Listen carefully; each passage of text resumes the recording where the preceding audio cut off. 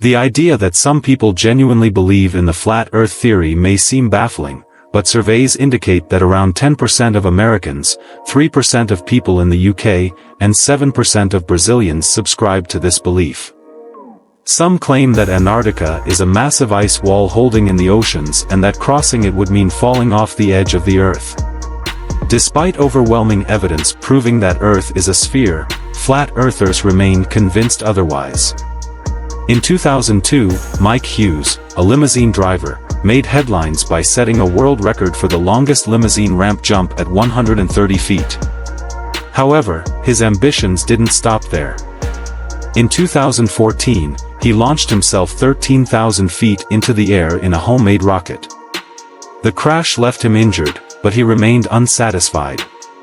By 2016, he revealed his ultimate goal: to reach the edge of space and see for himself whether the Earth was round or flat.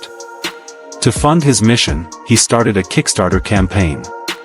Initially, donations were scarce, but when he claimed that his true intention was to prove the Earth was flat, money poured in from the Flat Earth community. With their support, he managed to launch a rocket to 1,900 feet in 2018, parachuting back safely. Encouraged, he planned another launch in 2020, but tragedy struck. His parachute detached mid-flight, causing his rocket to crash. He did not survive. After his death, it was revealed that Hughes never actually believed in the flat Earth theory. He had simply used it as a marketing strategy to fund his stunts.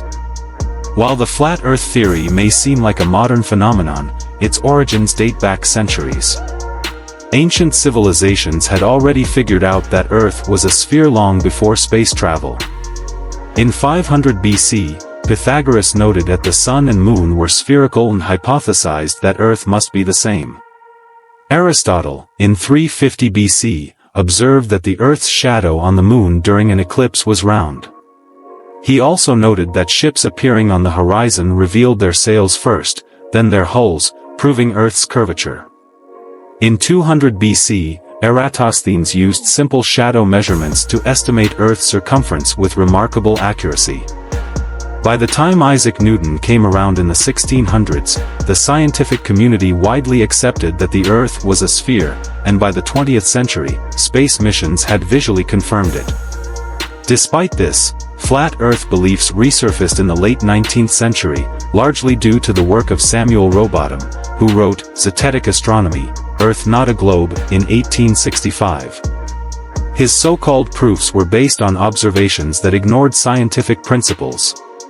He claimed that the horizon always appeared flat and that water surfaces never curved, dismissing the role of atmospheric refraction. His theories gained traction, and in 1885, William Carpenter further spread these ideas in 100 Proofs That the Earth is Not a Globe. Some believers have attempted to use religious texts to support the flat Earth theory. Passages from the Bible and the Quran have been misinterpreted to fit the narrative.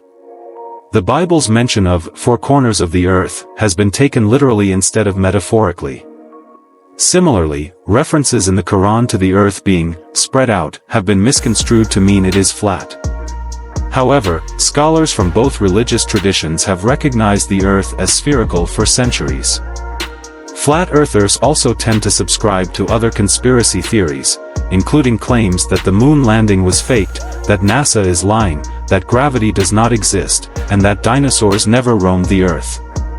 They point to the United Nations logo as supposed evidence of a flat earth, ignoring the fact that a two-dimensional map was simply used for design purposes. The persistence of flat earth beliefs can be attributed to several psychological factors. Many people are drawn to simplistic explanations that require minimal effort to understand. Intuition plays a role, as people often trust what they see rather than scientific principles. The Dunning-Kruger effect further compounds the issue, where those with little knowledge overestimate their expertise. A lack of critical thinking prevents believers from questioning their own conclusions. Additionally, a deep distrust of authority leads them to reject any evidence provided by governments or scientific institutions.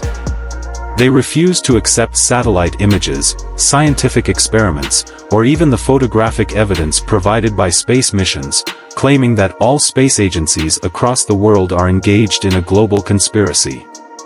Scientific experiments have repeatedly debunked the flat Earth theory. In 1870, Alfred Wallace conducted an experiment at the Bedford River, proving Earth's curvature. High-altitude photographs taken as early as 1946 showed a curved Earth, later confirmed by Soviet satellites. Today, modern technology provides irrefutable evidence, from airline flight paths to GPS satellites. Flat Earth belief demonstrates how misinformation spreads despite the availability of factual information. The Internet, while a source of knowledge, also allows pseudoscience to thrive. Many people fall for conspiracy theories due to cognitive biases, a rejection of authority, and a preference for easy explanations. In an era where scientific knowledge is more accessible than ever, critical thinking and skepticism remain essential tools in separating fact from fiction.